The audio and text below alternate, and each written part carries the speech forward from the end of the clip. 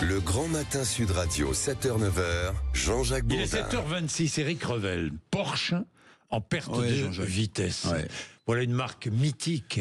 Il y a des amoureux de Porsche partout dans le monde. Ouais. Et il y en a beaucoup en Chine.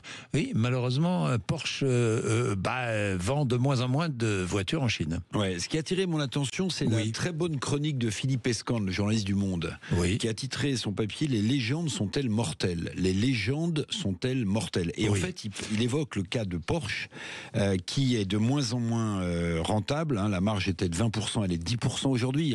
Donc, les actionnaires de Porsche gagnent beaucoup moins d'argent. Le cours de bourse de Porsche s'est effondré de 30% en un an. Tout ça à cause de quoi ? À cause des consommateurs chinois, vous le disiez.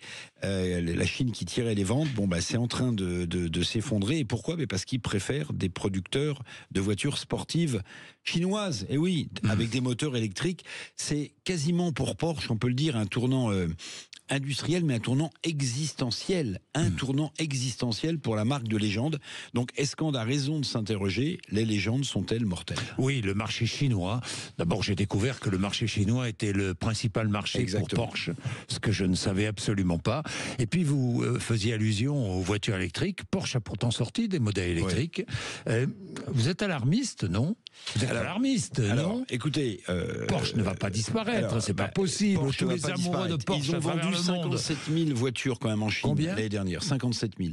Ils ont vendu 57 000 voitures. C'est très très en retrait par rapport aux 2 années précédentes. La Chine, c'est 24% du marché. C'est un quart. C'est un quart des ventes de Porsche dans le monde, la Chine. Un quart des ventes de Porsche. Donc quand ça s'effondre en Chine, ça s'effondre globalement. Alors, vous me dites, je suis alarmiste. Oui. Il y a des marques qu'on ne connaît pas du tout en Europe, des marques de voitures chinoises de luxe sportives qui s'appellent Hongqi, NIO. Est-ce que ces marques de voitures de luxe vont un jour supplanter les marques européennes de luxe Porsche, ou Ferrari ? Vous allez me dire c'est impossible, Jean-Jacques. Avec notre rationalité, c'est impossible. Vous l'imaginez ? Pourtant, qui pouvait imaginer, écoutez bien, qui pouvait imaginer il y a encore quelques années que Nokia, les téléphones Nokia, qui était le leader mondial avec une marque mondiale, avec une marque mondiale, allait être supplantée, allait être dévorée, allait être effacée par une toute petite marque dont personne n'avait jamais entendu parler, qui montait, qui faisait des téléphones, et qui s'appelait Apple. Personne ne pouvait l'imaginer. Et bien pourtant Nokia a disparu. Et dites-moi, vous parlez de Ferrari. J'ai vu quelque chose d'incroyable. Ferrari, si Porsche ça va pas, Ferrari ça va très très bien. J'ai vu des records de ventes l'année dernière, à tel point, il y a 5000 salariés, je crois, chez Ferrari, à tel point que chaque salarié touche une prime de 12 000 ou 15 000 euros. Oui.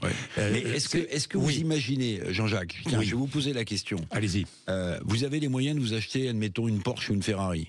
Admettons. Est-ce que, si vous êtes amoureux de Porsche ou de Ferrari, vous admetteriez que votre moteur de Porsche ou de Ferrari devienne électrique et n'ait plus le vrombrissement ? Mais il l'a. Oui, mais c'est pas la même chose. Les puristes disent que c'est pas la même chose. Il l'a parce que quand on conduit ce genre de voiture, moi j'ai essayé. On m'a fait essayer. Vous avez le bruit du moteur. Vous avez comme si le moteur était un moteur thermique. C'est un moteur électrique, mais pareil, vous avez le bruit en tout cas pour Porsche, à l'extérieur et à l'intérieur. Pour Porsche, ça marche pas. Ça marche pas. Bon. Ça nous fait rêver. Tout ça nous fait rêver. Enfin bon, 7h30. Moi, je suis à pied à Paris. Bon, 7h30. Rémi André Le Temps.